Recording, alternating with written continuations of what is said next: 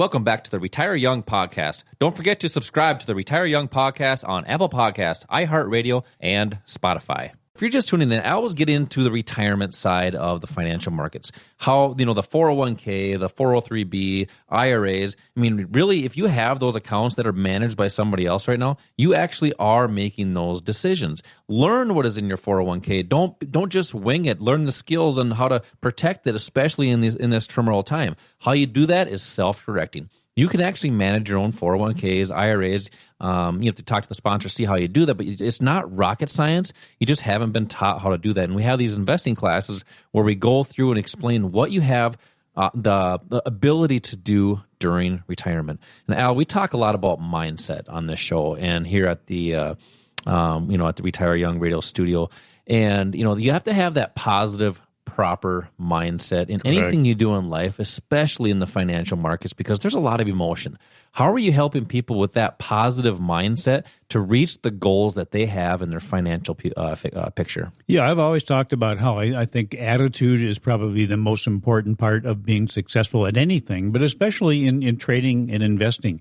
And one of the biggest things that will keep you from being successful is letting your emotions take over. Let your emotions, your overthinking and your gut take over and make decisions for you. That's what keeps people from buying low and selling high. It makes you do the opposite. You will buy high and you will sell low because of human emotions. So you need to control that. Every trade, every investment is comprised of two components. One is the mechanical part of it, and the other is the psychological part of it. And we address both of those. Both are important. One can't succeed without the other. So those are both very important things. How do you control your emotions? It's an easy thing to say, oh, yeah, let's just control our emotions. But how do you do that? Well, you have to follow a set of rules that takes the thinking out of it. Well, first you have to have a plan. That's part of the plan. And the set of rules within that plan. Exactly. And why is a plan important? Well, think about it. Any business that starts out has to have a business plan. Every time you get on a commercial airline, the pilots have a plan. The pilot and the co-pilot don't just show up, look at each other and say, hey, where do you want to go today? Do you think they wing it? Oh, Lord. No pun intended there, right? Can we cut that part out? Yeah.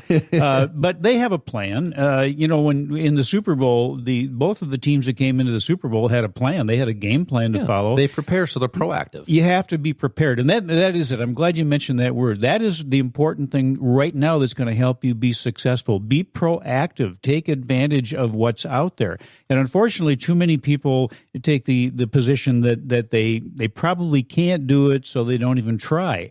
Then you really never realize what your potential could be.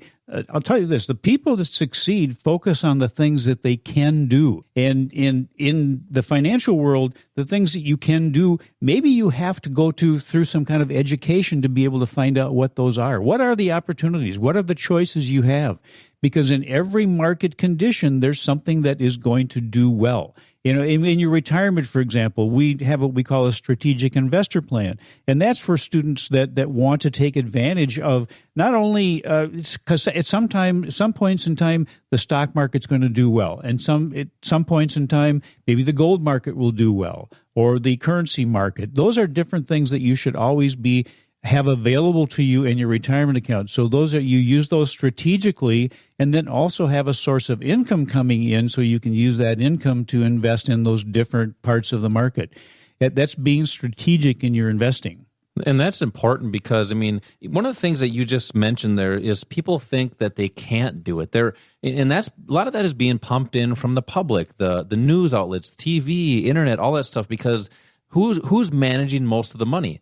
The banks and the institutions, and they want people to think that they can't do it. And here's the thing. Fear allows you to make excuses.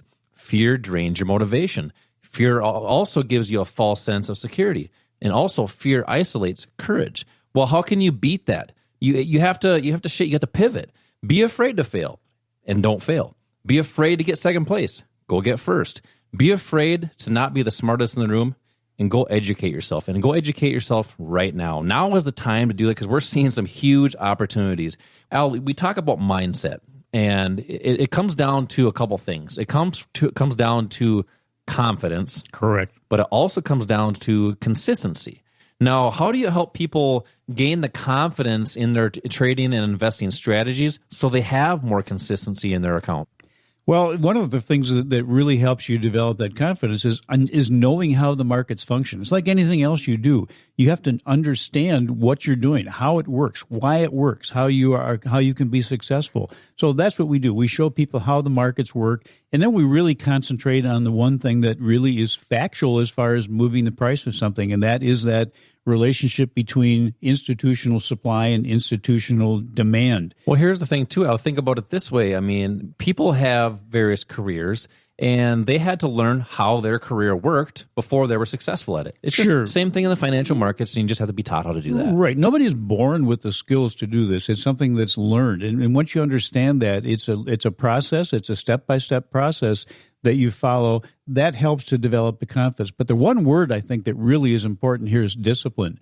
If you follow a strategy, if you identify a strategy and you learn it, and that strategy gives you the ability to be successful on a consistent basis, just have the discipline to follow that strategy. That's what gives you the confidence. You need to repeat successful steps and do that under the guidance of somebody who's already doing it successfully. So you want to be taught by someone who has experience in whatever the asset is that you're learning, and then have that person be there to help guide you. Now, when you're at home, and this again is part of what gives you the confidence, you don't want to be out there alone. It's pretty lonely. It's a lonely world out there if you start to trade on your own and things happen that you're not prepared for.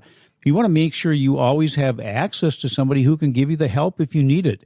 And people learn at different rates, so some people might need a little more education.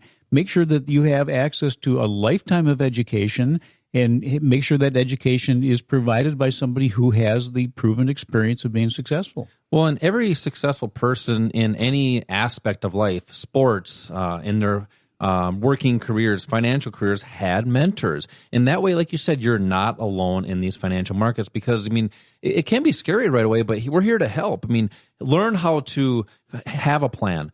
First of all, start that plan and then put the rules within that plan. That way, all you have to do is stick to that plan within that strategy. Then you take the emotion out of it. Now, Al, we covered a lot of topics here today, but I have one more that I want to start because a lot of people just don't know how to get started and don't think they can or they know how to do that. What are some of the characteristics that you need to trade and invest? You mentioned one already with discipline. Discipline. What are those other two? Yeah, well, one of them is being coachable, just being open-minded. You're going to have access to people that have been doing this for a long time and have had success at it.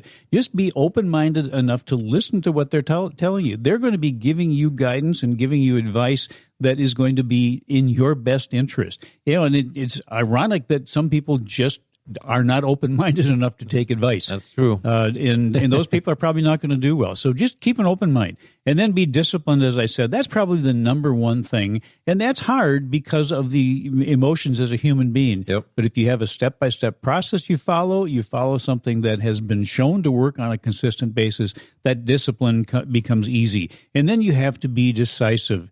And that really requires the confidence. But once you have done this, once you see that it works and you understand, you mentioned earlier being smart. You don't have to be smart to do this. Smart people have already developed the way to make money. We just follow what they're doing.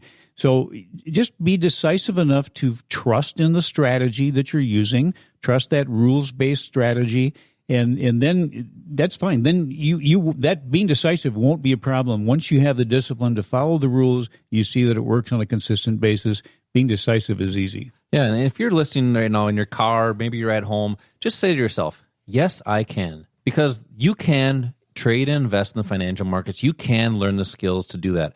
Everyone has a different starting point. The most important thing is to get started. Thanks for listening to the podcast. Don't forget to check out our website at retireyoungaudio.com.